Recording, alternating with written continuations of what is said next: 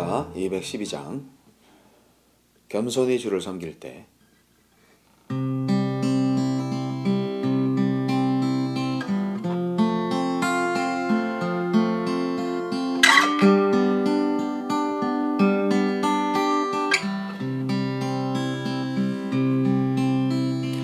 겸손히 주를 섬길 때 괴로운 일이 많으나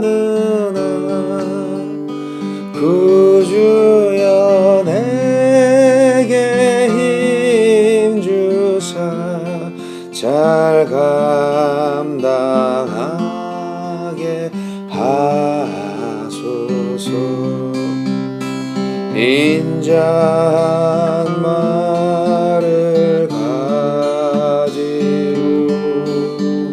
사람을 감화시키며 갈 길을 잃은 무리를 잘 인도하게 하소서. 구주의 귀한 인내를 깨달아 알게 하시며 굳건한 믿음 주셔서 늘 승리하게 하소서. 장래의 영광 비추사 소망이 되게 하시고 구주와 함께 살면서 참 평강 얻게 하소서. 아멘.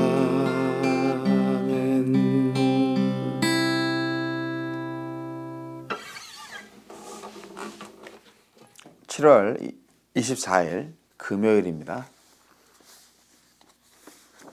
이사야 10장 5절로 19절 말씀. 아수르 사람은 화 있을진저 그는 내 진노의 막대기요 그 손의 몽둥이는 내 분노라.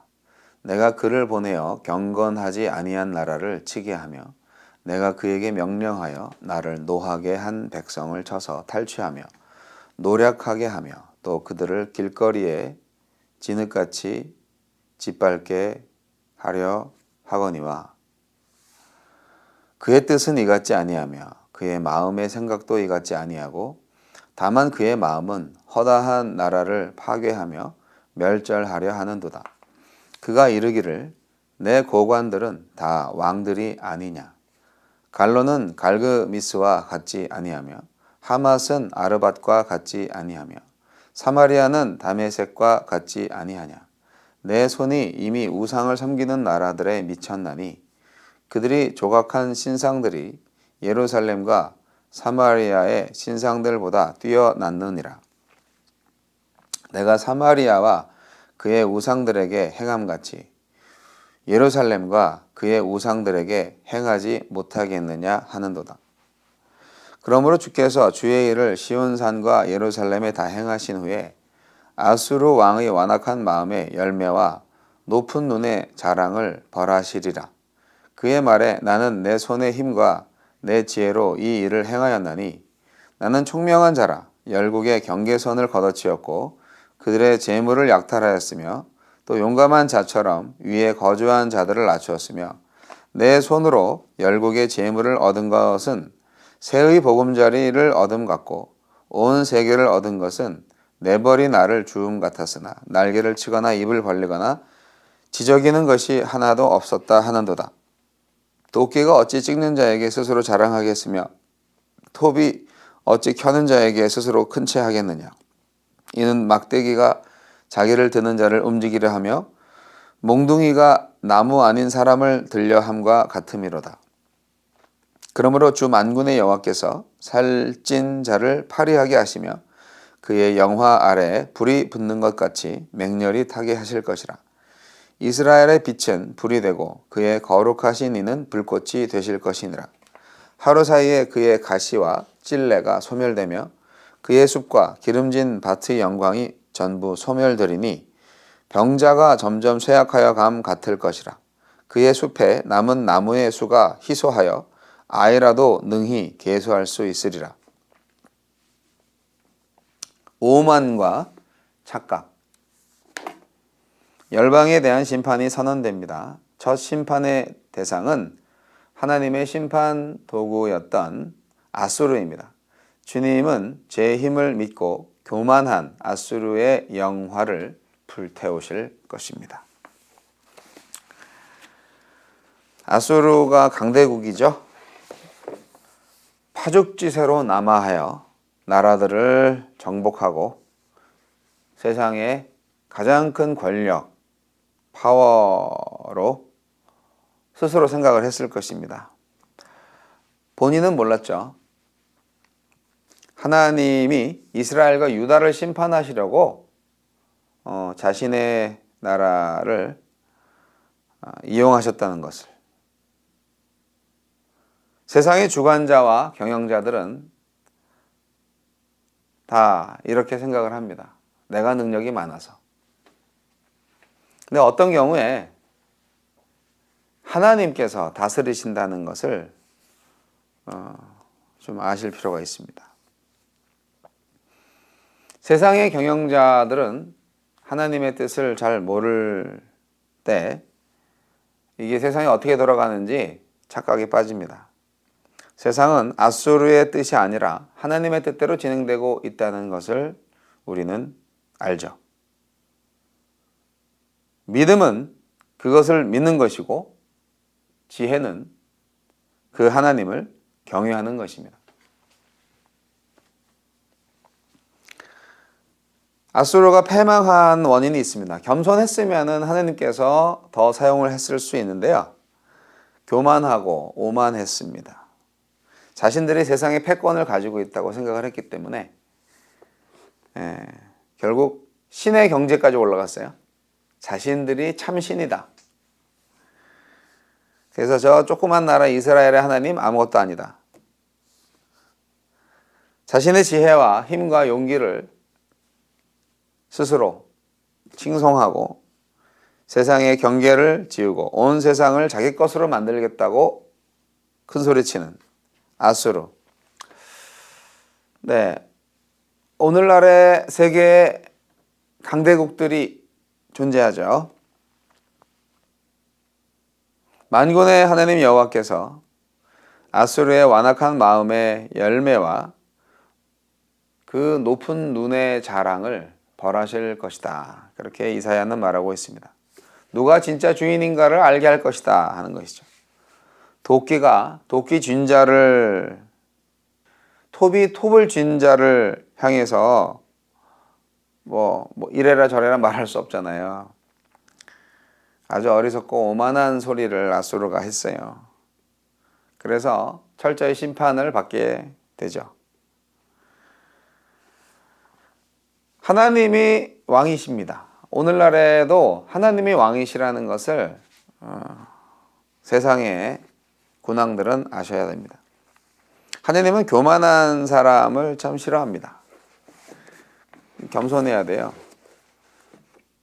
아수르는 자기들이 하나님의 손에 들린 심판의 도구임을 잊어버리고 마음이 교만해졌습니다.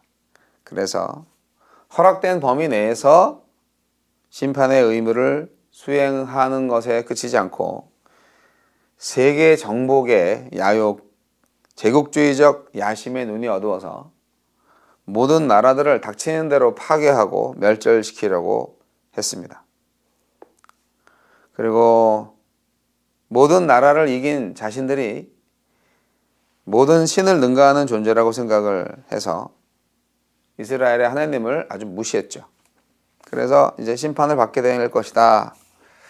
이사야의 심판 예언을 듣게 됩니다. 오늘 이 말씀을 통해서 우리에게 주시는 하느님의 교훈은 무엇일까요? 교만한 자에 대한 하느님의 징계라고 볼 수 있습니다. 오만과 착각에 빠진 아수르와 같은 인간들이 오늘날에도 존재합니다. 교만한 자는 반드시 하느님께서 심판하십니다. 우리 주위에서 하느님 없이 살 수 있다는 사람들이 꽤 많습니다. 오늘날 과학 문명의 발전이 결국 교만의 바벨탑을 계속 쌓고 있는 것과 같다 생각이 되고요. 그 결과 하느님의 징계, 하느님의 심판이 더 가까이 오고 있다 하게 되는 것입니다. 팬데믹 상황에서 우리는 겸손해져야 되는데 계속적으로 물론 미래에 대해서 낙관적이고 긍정적으로 생각을 하는 것은 좋지요. 그러나 그것을 가능하게 하시는 주권이 하느님한테 있다는 것을 우리는 알아야 되는데 인간에게, 과학, 기술, 문명에게 의지를 하고 있는 것이죠. 많은 사람들이.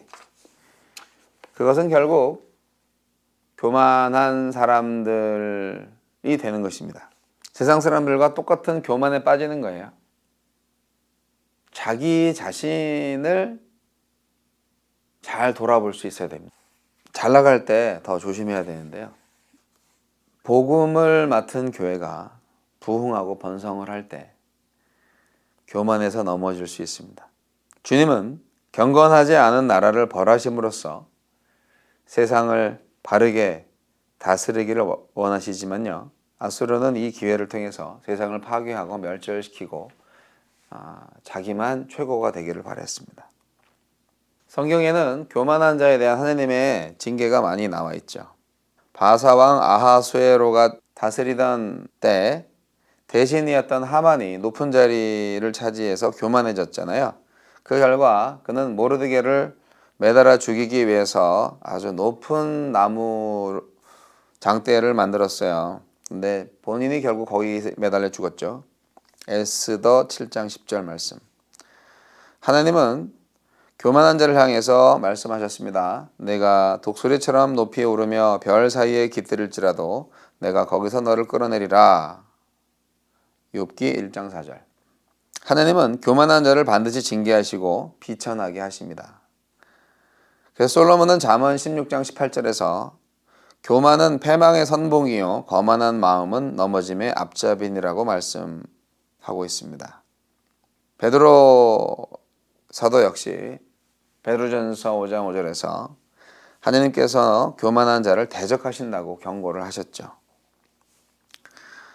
아담과 하와는 무엇보다도 교만의 유혹을 이기지 못해서 범죄를 했습니다.